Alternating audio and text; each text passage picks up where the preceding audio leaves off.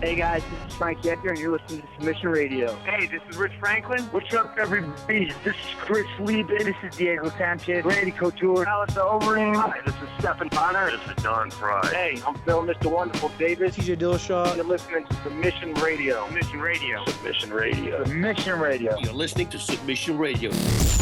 Welcome to the Submission Radio UFC 240 preview show. We've got a special episode here for you guys with a very special guest to break down the fights this weekend. But before we get started, just a quick shout out to our sponsor, Musashi. They are doing great things down here in Australia, the Musashi Way. And I just want to quickly mention something, Cass, and that is this delicious deluxe protein jam donut flavored protein bar. That is, by the way, for everybody at home listening, only 4.4 grams of sugar, which means I eat about 100 of them, and that's about equal to one piece of dessert that I'll usually have every single night. So check that out. A big thank you to Musashi. But anyway, without further ado, we have our next guest on the line to preview and break down UFC 240. You know him from his amazing work with Severe MMA. I am, of course, talking about the MMA Media FIFA Championship runner-up of last year, Sean Sheehan. Welcome back to the program, man. How are you, lads? Are you good? Fine day for it. Yeah, we're good, man. We're good. We're happy to have you on the program. And before we even get into it, what's happening during fight week, what's happening with UFC 240 and some of the other news, it got announced, man. UFC 243 will be going down here in Melbourne, where Submission Radio is recorded at Marvel Stadium. Israel Adesanya versus Robert Whittaker. Now, Sean, this fight was already a massive fight, a fight that people couldn't wait to see. What does it mean, though, to have this fight put in a place like Melbourne, in a stadium like Marvel Stadium, where you're going to have around 56,000 people, maybe even more, watching this thing live? Do you feel like it adds to the epicness of this fight? Sure is. What is that stadium? Is it like a cricket stadium, or is it what stadium is it? Yeah, it's an everything like stadium, man. Eminem's played there. They have the AFL Grand Final there every year. It's insane. And the fact that you'll appreciate, Sean, and something that me and Casper can't forget is the WWE 2002 Global Warning pay-per-view was there. Me and Casper were there in the nosebleeds, trying to sneak down. And that was, of course, the classic Triple H, Brock Lesnar. Yeah. Isn't it mad though? Like in Australia, that you can get these things. Like we were talking kind of a little bit there before the podcast. I was at the Bellator Media Day today, and we were like, Ireland has kind of gotten a few big cards on. We got, obviously, because we've Conor McGregor, we got the one big Conor McGregor card. We got to see him fight Diego Randa. It was okay before he kind of started his whole big massive run and everything. And now we're getting, because we've this rabid, unbelievable fan base, we're getting this Vincent Henderson fight now coming up. We're getting Michael Venom Page. You know, we've some good Irish guys too. And you get these big cards as well. You got Ronda Rousey and stuff like that, because you can fill stadiums. You've good weather and stuff as well, obviously, so you can put them there and stuff. But now you have the combination of the good weather, the big stadiums, the ability to put it on at a good time, and now you have this Australia-New Zealand dynamic, which obviously you could explain way better than I could. But it seems like there's like a difference between, you know, Ireland and England. So if you called me in English, I'd be very offended. I'd be like, "Fuck you."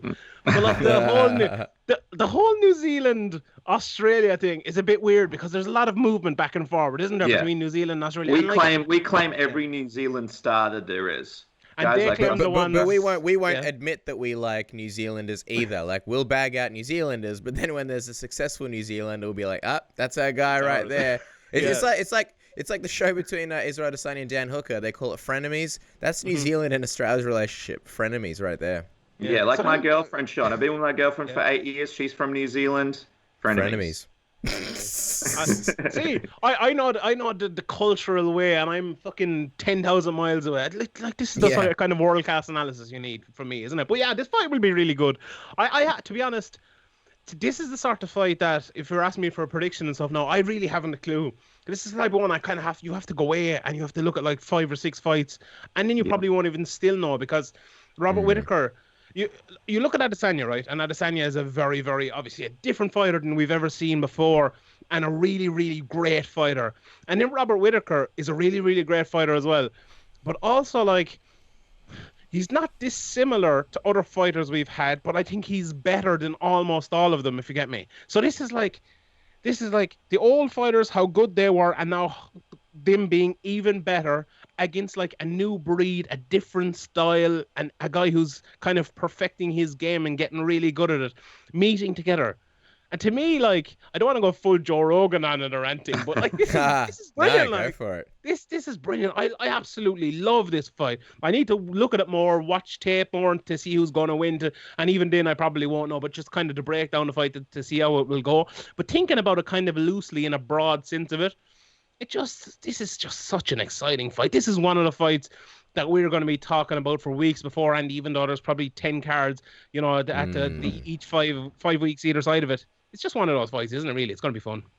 Oh, between this and the frenemies discussion, I know the UFC would definitely be contacting us, be like, can we use sound bites for the countdown? Because this and the frenemies part, just absolutely gold. I was going to say, you mentioned like, you know, Ronda Rousey, and you sort of use that as an example of how, you know, we can sell out stadiums for shows. I think this card kind of shows the evolution of Aussie MMA in a sense, because people always pose the question like, how big is MMA in Australia? What's the growth? How would you describe the sport and stuff like that? I think it's always ever growing, always more fans, always more people getting into the sport. But like, you know, 2015, you needed a Ronda Rousey and a Holly Holm to fill out a stadium. Robert Whittaker was on that card, and, you know, he was originally meant to fight Bisping, fought Uriah Hall, but he was, you know, a lot lower on the card. And now you've got Robert Whittaker in the main event. He's the champion. You got Israel Adesanya. He's from this general area of Australasia. He's going to be in the main event. And then if all goes well, and we'll talk about this in a second, Alex Volkanovski potentially taking on the winner of Max Holloway and Frankie Edgar. So you've got another Aussie fighting for the belt. So it's not where it was 5 years ago, where it's like, oh yeah, the Aussies are on the come up and there's some good prospects. It's like, they're champions, they're contenders, they're at the top of the division. I wanted to ask you though, Sean, do you think that this is an extra incentive for Max Holloway or Frankie Edgar, whoever wins this weekend, to potentially make a quick turnaround and fight on this card? Because it is cutting it close, and I was kind of thinking about it. If Max wins, that's who I expect to win. Volkanovski, like, he's a really tough guy, but he doesn't have the name, and he doesn't have that legendary status that comes with, you know, oh, I beat an Edgar, or I beat an Aldo, or hey, Ortega's just been, you know, killing guys. Do you think this kind of adds to the incentive? Like, well, all right, Volkanovski's not a massive name, but he's a really tough challenge, but I could be part of history. What if this is the biggest, you know, crowd in UFC history ever? What's the opposite of an incentive? Is it a disincentive? Let's just go with that, yeah.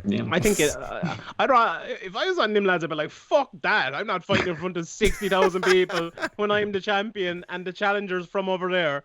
You're going to come out and going to boo the life out of him, and you're going to get booed out the fucking stadium, and the whole crowd's going to be behind you. So, and it hurts for him because they haven't done a Hawaii show, but then he'd come over to enemy territory in our backyard. Exactly, yeah. But I say that maybe a little bit glibly and stuff, although I think there is a little bit of truth to it as well. But for me, Max Holloway is the type of guy who probably won't get booed because people like him so much. Yeah. And I think he'd like it, and he'd talk people around, you know, like he's done in Canada. He'd say Australia is my second home or whatever. And the 11th island. And if Frankie Edgar wins, there's no hope for MMA, so... What do you mean no hope for MMA? You'd be disappointed if it was Frankie Edgar Volkanovski? No, I wouldn't. I'm just sick of Frankie Edgar, like, to be honest. I'm like, if he loses this fight, I'm coining this phrase because Americans are fucking idiots, and they use the word winningest, right? Which is the stupid. Where you're from Australia, I'm from Ireland. We all know Americans are fucking idiots, and the word winningest isn't the word. So I'm gonna start using the word losingest. Losingest. Frankie Edgar will be the losingest UFC title challenger ever if he loses to Max Holloway next Saturday. So no one has lost more UFC title fights than Frankie Edgar has if he loses. Uriah Faber and him are level at the moment on, 4 or 5, and he's going to be one ahead then coming up here. So, like, to me, this featherweight division, right, I looked at Jose Aldo, great, unbelievable run, got knocked out by Conor McGregor. Then what happened? Jose Aldo gets it back again. He fights Frankie Edgar. Then Max Holloway gets it. Oh, this new era. All these new guys coming up, they're all going to be fighting him. Fights Jose Aldo again. Now he's fought. Okay, he fought Ortega. Here we go. This is brilliant. I love Brian Ortega. He's a brilliant fighter. Everyone loves him. He's this new breed of fighter coming through. Who's going to be next? Is it going to be Zabit? Is it going to be Bektic? Maybe Ryan Hall can come through. All these other guys coming through. Who's it going to be? Frankie Edgar is fighting. Frankie Edgar. Oh, it annoys me so much. Like, he's won one fight since he got knocked out by Brian Ortega against Cub Swanson in a less convincing way than he'd beat him the first time, and he gets a title shot from it. Give it to the younger lads coming through. Let Frankie Edgar win 5 fights to get another title shot back. Poor Joseph Benavidez. How many fights did he win and he couldn't get another title fight against Demetrius Johnson? And he was way more deserving than Frankie Edgar ever was. I'm not against Frankie Edgar. Well, I kind of do. I suppose I do. But it's just this situation is really annoying. And I wouldn't mind so much if it was like this excellent, brilliant fight that I think it could be.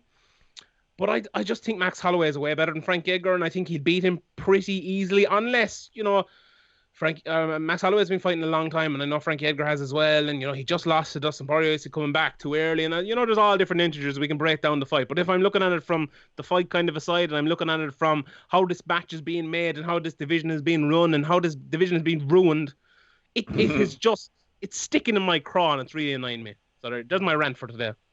I totally get where you're coming from, and I think this fight, obviously the first time it was tried to be put together, I think it was 2017. It's fallen apart twice, and at that time it's like people saw Edgar as like, oh man, like, and Max was sort of still untested, somewhat unproven as a champion at least, and now this fight is a little bit like, oh, Max is the heavy favorite here. In some ways, I think it's kind of the better thing because, well, now, what if Volkanovski was fighting this weekend and it was, in Canada when it could have been in Australia? So in that sense, I think it kind of worked out really well. Do you kind of laugh though? Because we were in this situation kind of 10 years ago when Frank Edgar was fighting another Hawaiian, BJ Penn, for the belt, and everyone kind of thought, oh, here we go, BJ's going to destroy him. Who's next? And now it's kind of happening again, almost 10 years later, where he's fighting another Hawaiian, and this is another kind of situation where people are like, yep, he's not going to win here. So you're saying Frank Edgar is going to win a robbery here? Is that true? I'm not saying that at all. I don't think that at all. I think it's 10 years ago. Inside man, Sean. We won't know he's won until a week later. That's escapes the building with the belt. Yeah, it's you wouldn't know. Yeah, look, I suppose it's easy to draw those comparisons, but Max Holloway is a far better fighter than BJ Penn ever was, and I don't know. Look, it's MMA, and anything can happen. If you're putting Max Holloway's skills up against Frankie Edgar's skills, it should definitely be Max Holloway all the time. But I was thinking about it as well. And, if we're breaking down this fight and we're thinking about who wins it and how they win it, and if you're looking at Frankie Edgar and saying, how does he win it? And I went back and watched the Yair Rodriguez fight today to watch kind of Frankie Edgar against someone who's like a dynamic striker. Now, I don't think Yair Rodriguez, at the time he fought Frankie anyway, is nearly as good as Max Holloway. But what he did with him was, what did he do? He went in and he took him down and he beat him on the ground. Maybe that's the way for Frankie Edgar to go here. Now, will Mark Henry give him that game plan? Mark Henry over the last while, I think he's a fantastic coach, one of the best coaches in the world. If you're, if you want to teach someone how to throw a jab or a high kick or a leg kick, Mark, he's the man to go to. But game planning, I don't think he's the best in the world. I think his fighters consistently bad at game planning. And will Frankie Edgar have the proper game plan going here or the right game plan going in here? Maybe he will. But I don't know. If I'm looking at Frankie Edgar and I'm looking at it from like an unbiased point of view with Frankie's skills versus Max's skills, I think Max will beat him in striking almost all the time unless he catches him with something, it's MMA.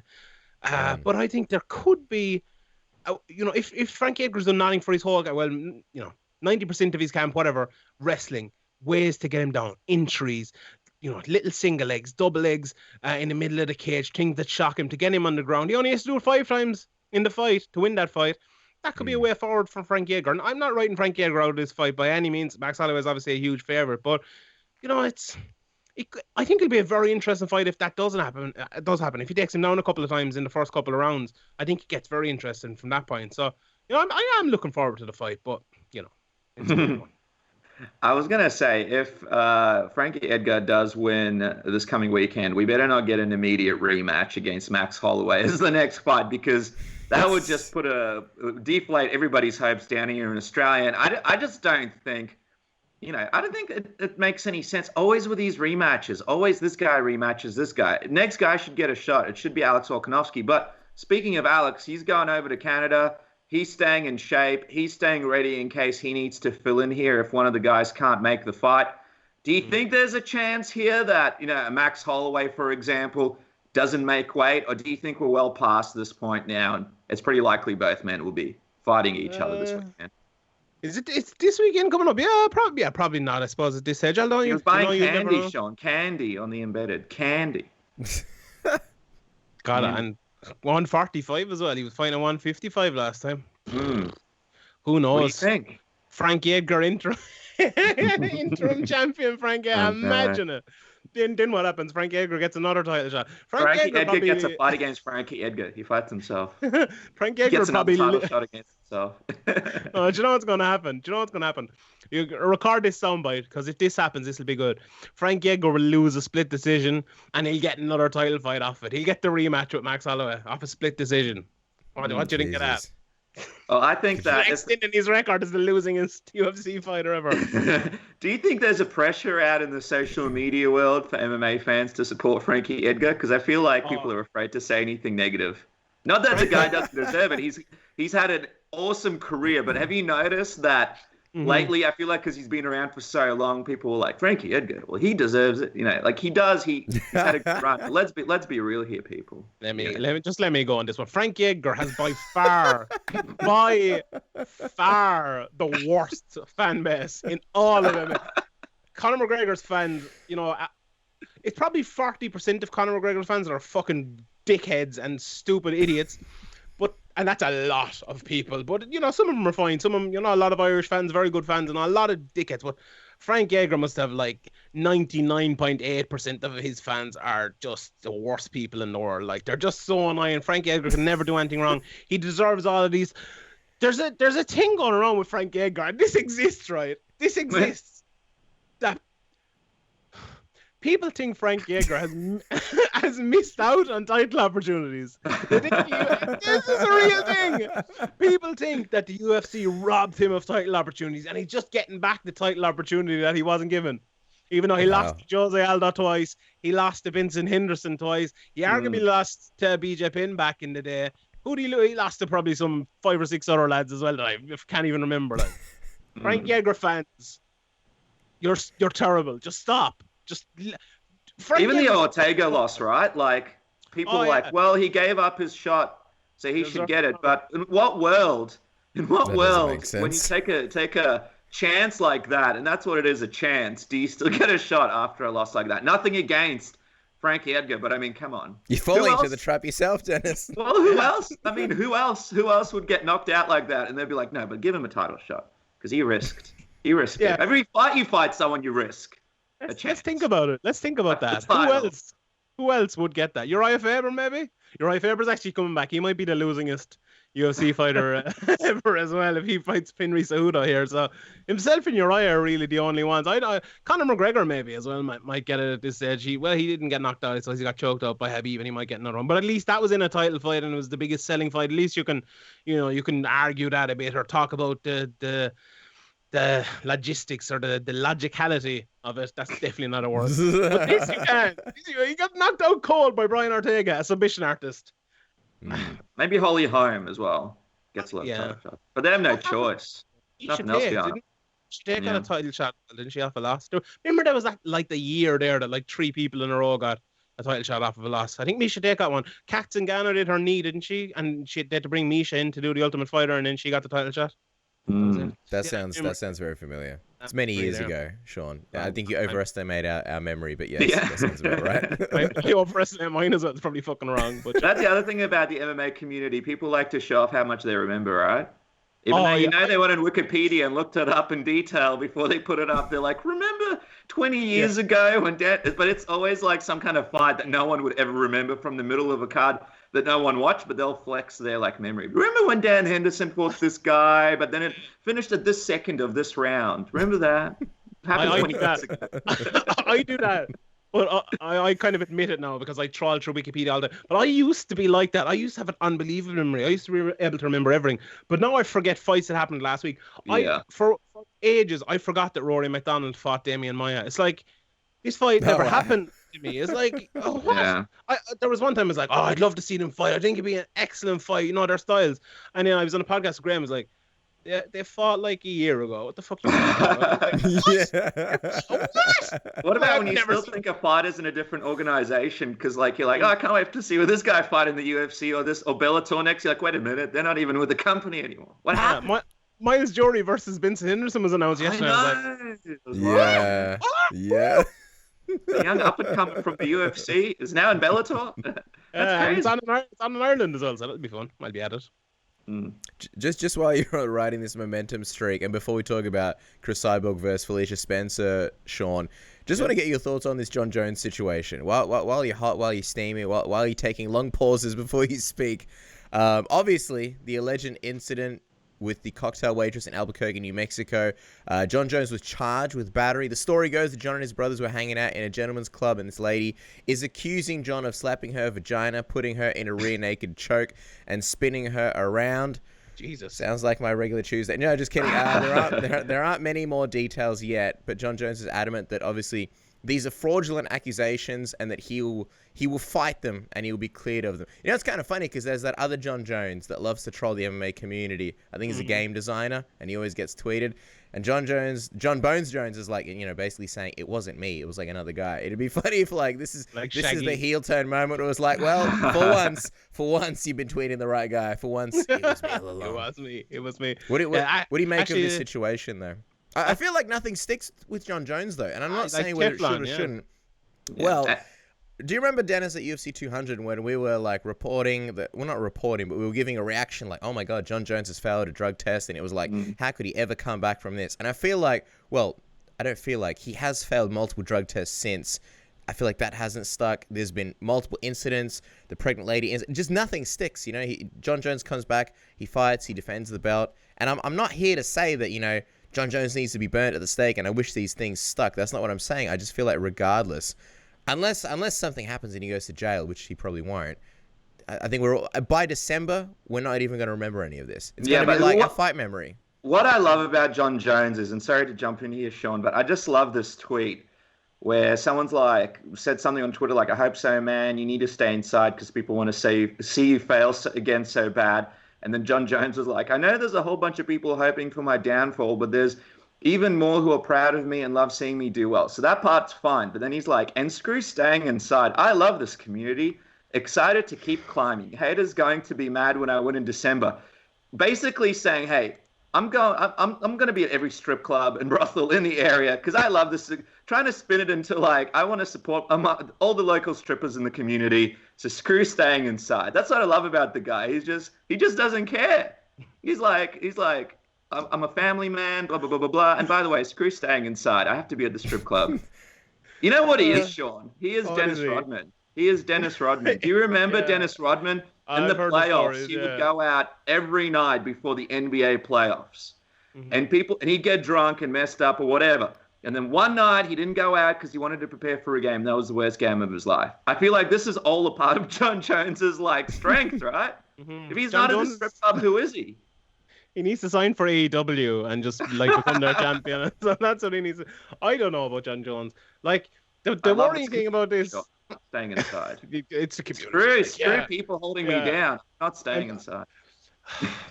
The weirdest thing about this, right, is it's just like you see it's like, all right, it's Jon Jones again. It's like if this was anyone else, you'd be like, oh, for fuck's sake, what are you doing? Like you're jeopardizing your whole career. And then you say that for Jon Jones as well, but you say it after like 4 hours after you hear it. For the first 4 hours, you're like, look, it's Jon Jones again. This is like, I'm not surprised. Like we should be breaking this down like, oh, what's going to happen? Is he going to get jail time? Is he going to have to pay a fine? How is this going to be? Is he going to get fined by the UFC? Is he going to get suspended? But we're not thinking that. We're just thinking, how's he going to get out of this one? When's he going to be back fighting? Yeah. That's it. Like it's I don't think you can blame us for that. And maybe you should. Maybe we're shit reporters. Maybe we're useless. We're not doing our jobs. But that's how we've been conditioned to cover Jon Jones because he's Teflon. Everything just slides off him. He can do whatever he wants. And it's not just Jon Jones. Look, it happens with Conor McGregor as well. It happens with big sports stars all over the world. But MMA is a weirder one, isn't it? Because, like, if this happened with, I'm sure AFL is the same and, cricket and fucking... it's happened in cricket with those, what's his name, the English cricketer last year when he punched a lad in the face. It was all over the papers and he was disgraced for a while now and he came back there and he won the World Cup and he was crying last week and all. And it was a big kind of comeback story. For Jon Jones, this is just like, all right, sure, there's a Wednesday night. We'll be all right. We'll pay that 500 quid fine. And also screw staying inside. I love my. I'm like, I'm not gonna go to the strippers anymore. Like, I might just stay inside. It's like a local cafe for the guy. Like for him, the mayor is like, and Jon Jones will be supporting our community this year by donating $100,000 to the strip club community locally. Because screw staying inside, he loves his community. At this point, he's my hero. I love the guy. Go for a fucking walk or something. Staying inside. Could he not go to a park? Like, could he not go to a fucking baseball match or something? Staying inside. Oh yeah, There's like it's not like people like John. Don't leave your house. They're like, John, can you not go to the strip club in the middle of the night and spin prostitutes around? Allegedly. Like, allegedly, yeah. Like Jon Jones. There's two options, right, for Jon Jones. This option here is Jon Jones lying in his bed. He's asleep. He's snuggled up on the couch with his wife. Do you know one of those big blankets that have hands in it, and you're on the couch and you have like your Maltesers and your popcorn and you're watching Love Actually? That's on this shoulder, Jon Jones, and it's the most boring, hated thing you could ever think of. And then the other one, and this is the only other option, it's fucking cocaine and hookers and strip clubs and just going fucking insane, getting in your car at 6 o'clock in the morning, driving head first into a lot of traffic. It feels like that's all Jon Jones has. Is this just gnawing on him all the time, and it's there for like 5% of the year, and then the other thing is he's just boiling up until he gets this part. So I don't know. I'm like this part all the time and never this part, so I have no idea how Jon Jones is feeling. But what do you want me to do? Stay inside? Just don't go to fucking strip clubs. Like, you're a man with like 3 children. What are you doing in fucking strip clubs anyway? It should be your girlfriend or wife or whatever giving out you and not fucking us. So he's the real life Colby Covington. Like Colby Covington based his gimmick on Jon Jones's life, basically, right? I mean, like, and I feel like he's like on the cusp of being, you know, like the best heel in MMA, but he'll just like finish his press conference with like a prayer rather than being like, I'm going to the strip club. You know what I mean? And then like he's on crutches, but he's still like at the bar with like 500. One day the guy's going to be like taken to hospital after a fight, and they'll still find a way to get strippers into the emergency room. They got to put their kids through college down. Tommy Toehold perfected Jon Jones with the respectfully thing at the end, because that's just Jon Jones, right? He can say anything, he can do anything, and at the end he goes, look, respectfully, I didn't see it that way. You know, me at the strip club, that's me helping my community. Those people are in my community. They need money. That's me helping my community. Like, no, it's you in a fucking strip club. I think we're fucking idiots. Like, what's your problem? He's going to be, correct me if I'm wrong, he's going to be the mayor of like Albuquerque when he's done. He's getting voted in. It's going to be like, but you did all of this. I'm supporting my community. It's the community outreach program. I think Jon Jones must feel invincible in every facet of his life. Like, he gets in the cage, he beats like all the greatest fighters, he's untouchable. He goes in his real life, he's like above the law, basically can do whatever. He's like Mr. Burns when he has all those sicknesses, but he has so many that like none of them are actually effective. Jon Jones is invincible in every facet. And we're also looking at a guy that could possibly be the best at managing his relationship. Because, I mean, this is a guy, like you said, with a family and a fiance, I think, Sean, who's able to go on Twitter and be like, screw staying in, I want to support my community, without his wife or girlfriend coming up to him and smacking him across the head. Like my one would. So I love it. It's just, the guy's figured it out somehow a long time ago, and he's just been living off it ever since. And I think we're probably all doing it wrong. But anyway, we'll see what happens with the guy. The best thing at the end of the tweet was like, I'll see you in December as well. It's like, thank you so much. I'm going to keep going to the strip clubs. I'll see you in December. Wake me up when September ends. Do you see that? I love when in the report, though, it's like the officials knew, like, Jon had to be there, blah, blah, blah, while he had the Thiago Santos fight. I almost feel like the officials were like, who did this to a stripper? It's Jon Jones. We can wait till after he comes back from the fight to do it, because, you know, it's the Jon Jones rule. You ever see that Rick and Morty episode where they get, like, this Rick at, like, the best time of his whole life, and then they, like, freeze him that way, and they, like, take that endorphin out of his brain, and then they put it into, like, these chocolate bars and give it to people just to, like, make everyone feel that happiness at right that moment. I feel like that's Jon Jones just at all times. It's just, like, he has this kind of sense of, like, just perfection at all times. Like, everything he does is just, like, it's zen. There's just like a zen, no matter what is happening, no matter what's going wrong, no matter whose strip club he's in or whatever. So it's like, I don't understand Jon Jones. I wish I was kind of like that. I wish, because it feels like Jon Jones doesn't realize he's done something really stupid until like 2 years after Jon Jones has been told that he's done something really stupid, if you know what I mean. It's just he's some man. Like, but don't you think that's what makes him like kind of a great fighter? Like, for example, the Thiago Santos thing. You know, he's like, I want to beat him. Like, I want to beat him in the strongest area. And it's like the strip club thing. Like, I want to support my community. Like, it's kind of like, in some ways, it's kind of linked in the sense that, like, he just kind of wants to do things the way he wants to do things, right? And to him, like, to us, we'd be like, hell no, I'm not fighting. Like, for example, like, Aspar people a few times a week, like, female, like, mums and kids and all that kind of stuff. And the ones that I know I could beat up. And, like, I won't go in there and try and beat someone at strength. Yeah, that's right. I'm going in. I'm trying to beat him where I'm strongest. Who would want to beat Thiago Santos at the strongest area of his game? Jon Jones. You know, who wants to keep going to the strip clubs all the time, even though he's got the family and blah, blah, blah for 10 years? Jon Jones, like, it's the Jon Jones theory. Do you reckon, like, Jon Jones he needs everything to be impossible because everything is just so easy to him? You know, yeah, 100%. It's one of those things, I think, that's like, there has to be a challenge because nothing really is a challenge to him because he's so much better than everyone else. He's like, you know, I'm fighting, you know, if he's fighting some, you know, jiu-jitsu experts, like, if I stand up with him, I'm just going to fucking destroy him. Like, if I push him up against the fence, I'm just going to elbow him to death. Like, what's the fun in that? I don't want to do that. I want to beat him where he's great. At least it'll be a bit of a challenge. And then he does that and he gets really good at there. Like, I remember Brian Stan talking about Jon Jones before, and I think it was on the Joe Rogan podcast. And he was like, John trained for like 2 weeks before. I think it was the Ryan Bader fight. He's like, we were going into that fight, and I was like, Brian Stan was like, I don't know, was he at the fight or watching the fight? He's like, Jon Jones is going to get wrecked here. He's barely trained for this guy. Ryan Bader's a really good guy, like a brilliant wrestler back in the day. And Jon Jones on like 2 weeks training just goes in and fucking destroys Ryan Bader. It's like, how is this even possible? But do you think he's in another world? Like him and his brothers are like these. He's an alien. Athletes. But him and his brothers are. It's not human, just him. Like, and they hang out together. Like, they'll go to the strip club and they'll do all this stuff together. And they're kind of like in their own little world, right? Like, we're outside this world. They're from some other world. And to them, it's like everything's kind of easy athletically, right? Like, they're great NFL players, great fighters. I think between them, they have some kind of rivalry where one thinks he could beat the other one up and all that kind of stuff. And to them, like, how we think is weird because they think in a different way. Like, we want to be the best in this. We want to prove people wrong in that. It's kind of like they're in their own little bubble. And we're just... I think it's kind of like Swordfish. You know how they describe John Travolta's characters? Like, he lives in a world where, like, anything's possible. He lives in a world that, like, you would never believe.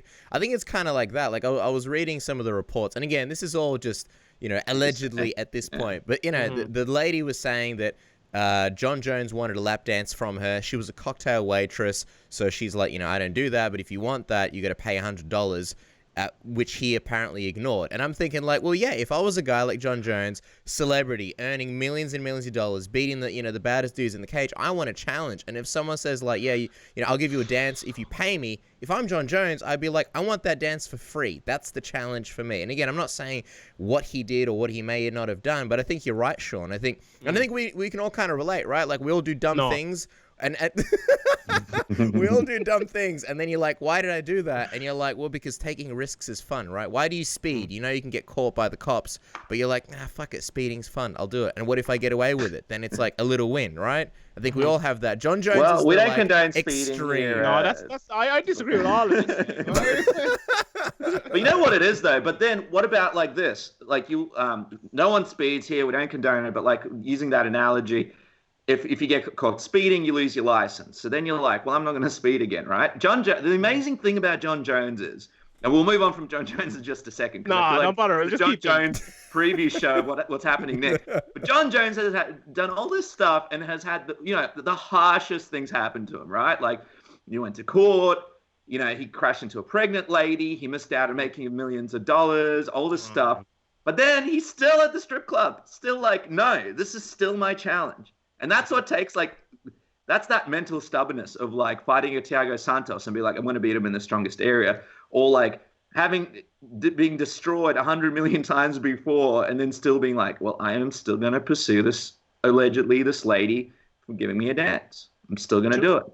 Do you know the thing as well about Jon Jones is, like, we always look at Conor McGregor and The Secret and him in, like, learning how to be mentally unbelievably tough. It feels like Jon Jones was born with that. You know, it feels like, you know, I think his father's a pastor and stuff as well. And like, I'm sure when he was young that they were preaching to him all the time and telling him how great he was and telling his brothers. And as you said, his brothers have the same thing, and they're just born to be great. And it feels like Jon Jones, it's not just that he learned to be great or he developed greatness.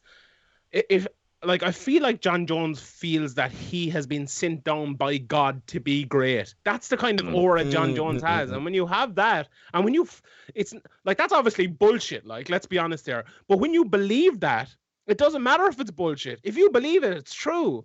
And if for Jon Jones, it feels like it's true, and he just carries that with him 24/7 all the time. So there you go. Do you think when he gets older and he loses some of that there, that's when sort of the other shoe falls? Do you think that's when he's like Adam Human? You know what I mean? When he loses the ability, let's say, I mean, he's still a young guy, but in 10 years' time, he's not going to be the same Jon Jones. Yeah. And he's on that Anderson Silva track. I wonder what that's going to be like. And it will happen too. So it happens to everyone in MMA. Every dog has his day in MMA, and it's coming for Jon Jones. It's coming very soon, because the way Jon Jones fights as well, if you want to talk about that, the judging criteria has changed an awful lot, and he probably should have lost that fight against Thiago Santos. I talked to a couple of judges about it, and they said that's a very, very close fight. Thiago Santos probably should have won on rewatch. So, Jon Jones, if he fights someone who hits harder than him and can take him 5 rounds for Jon Jones' kind of point scoring sort of game, he'll lose rounds and he'll lose fights over the next few years, and it's going to be interesting to see how he reacts to that. I just hope that he's still supporting his community. Win, lose, or draw. I just hope that, and I just have to make it clear. I think, Jon Jones, regardless of his past, there's absolutely nothing wrong with going to the strip club if he wants to go and have some quality time with his family, right? Am I right, guys? You've seen that clip to the girlfriend, you are. He's figured it out, guys. I mean, it's Jon Jones's world. Using those cheek. I just don't want to, come down hard on a guy for, going to see the strippers. I mean, by golly, if that's wrong, I don't want to be right. This is a guy that, we're all living in Jon Jones's world, basically. This is his world, and he does what he wants. But anyway, we'll see what happens with him next. Let's just go back to UFC 240 for a sec, though, Sean, because while we've already spoken about the Holloway Edgar fight, I want to talk to you about Cris Cyborg, because she's had a pretty great run in the UFC. We've never got the Ronda Rousey super fight, but she had some big moments and was the star of her own division. If this ends up being her final fight in the UFC, is it fair to say it'll be kind of underwhelming? I mean, the allure of Cyborg fights were always kind of like Fedor in his prime. Can she finally be beaten? And can someone make her look human? And now that she's no longer the champion, that aura isn't kind of there for this fight, And she's not exactly fighting, a massive name either. Mm-hmm. I suppose this fight, if she loses this fight, in 100% definitely, yeah. But I think the benefit for losing to Amanda Nunes is you lost to Amanda Nunes, who's the greatest female fighter of all time. I think probably by a country mile at this stage. And I said that the other day, and loads of people said, Valentina Shevchenko ran her very close and she's a really good fighter. And that's true. But, when you beat Ronda Rousey, when you destroy Miesha Tate, when you destroy Ronda as well, destroy Cris Cyborg, and destroy Holly Holm then a couple of weeks ago, there's no doubt about that. And I've beaten Valentina Shevchenko as well. There's no doubt about it. So to lose to that person, there's no disgrace in that whatsoever. But the fact that she wasn't in the UFC for so long, the fact that her kind of one big, huge fight in the UFC, she lost in 70 seconds or whatever, which, if anyone remember, I said that it happened, that Amanda Nunes had knocked her out in the first round. And going forward, I don't think she'll leave the UFC, to be honest. I think she'll re-sign with the UFC. Cris Cyborg is... People think Cris Cyborg's a bit of a fool, I think, sometimes. There's a bit of a Nate Diaz thing with it as well. People think, Nate Diaz is a bit dim, he's a bit stupid. But Nate Diaz gets big money. Nate Diaz gets big fights. Nate Diaz won't fight unless you pay him right and give him a good big fight. And I think Cris Cyborg is the same. I think she's a smart person. I think she'll wait and she'll try to get a lot of money. She'll play Bellator against the UFC. Maybe she will go to Bellator. But I think that Amanda Nunes rematch has to happen. Cris Cyborg had the belt for long enough. She had not just the belt, but the kind of the aura of being the best women's MMA fighter in the world for long enough. And, with the exception maybe of Ronda for a couple of years or for a while anyway, and maybe in hindsight, maybe she wasn't. But Chris Cyborg was the best for years and years and years. I take nothing away from Chris Cyborg. I think she's still a great fighter. She will go down in history as a great fighter. But she deserves that rematch, I think. And I think she should get that rematch. And I think, if she wins it, I think I've said this before to you guys on Submission Radio, that if she wins it, great, you have a trilogy. You have an absolutely huge fight. And if she loses it, Amanda Nunes is even a bigger star. She can run both of those divisions. That 145-pound division isn't really a division, so she can keep onto that belt. It doesn't matter. She only defends it once every 18 months. You can call her a double champion. She's defending. There's no one going to beat her at 135 in the foreseeable future, I don't think. So, it's a win-win for everyone, really. And, Chris Cyborg, I think she'll always go down as a great fighter. Maybe people will say if she goes out of the UFC now, they'll look at her now and say, it was a bit disappointing. But give it 5 years, and I think people will maybe look at it a bit differently. Just on that rematch, why do you think Dana White is adamant that Chris Cyborg doesn't want that rematch? I mean, it's one thing whether she does or doesn't. It's not even the point. As a promoter, sort of weeks and days before she goes out and fights, he's burying her, and he's saying no. He's saying that she's basically scared. Why do you think he's doing that? Do you think he's trying to bait her into, somehow using reverse psychology to get her to take that fight or stay with the UFC? It's very Dana White-ish. How many fights does Chris Cyborg have left in her contract? This is the last one. There you go. That's the answer. Because Dana White, what's he going to do? Why would he talk her up now? Why would he say, we need this rematch. This is the rematch that has to happen. Chris Cyborg, we need Chris Cyborg to fight in this fight. It's much easier to say Chris Cyborg doesn't want this fight. Chris Cyborg, we've no interest, or she has no interest in making this fight. Because if she resigns and you make the fight, Dana White can say, we made this fight. We made it happen. The fans wanted it. This is the rematch that had to happen. We made the fight. Brilliant. If she leaves the UFC, goes to Bellator, and go, she didn't fucking want Amanda Nunes anyway. She was afraid of her. She didn't want that rematch. She got destroyed in a round. We're better off without her. She's out of the UFC. So then it's a perfect situation for Dana White. He has built it up perfectly. If she resigns, he has a perfect argument there that he'll use. And you can live by this. This will happen. Whichever way it goes, if she leaves the UFC, if she stays, one of those two things will happen. There's no other options. So Dana White has it perfectly. That's exactly why he did it. If she had 4 fights left in her contract, this wouldn't be happening. No hope. So that's why he's doing it. And just on that, man, Robbie Fox, he did from Barstool Sports, he did a really, really cool kind of office tour with Dana White, and he took him into this room where on the wall they have the list of fighters who are coming up for their contract, and it just shows. Did you ever hear the spreadsheet?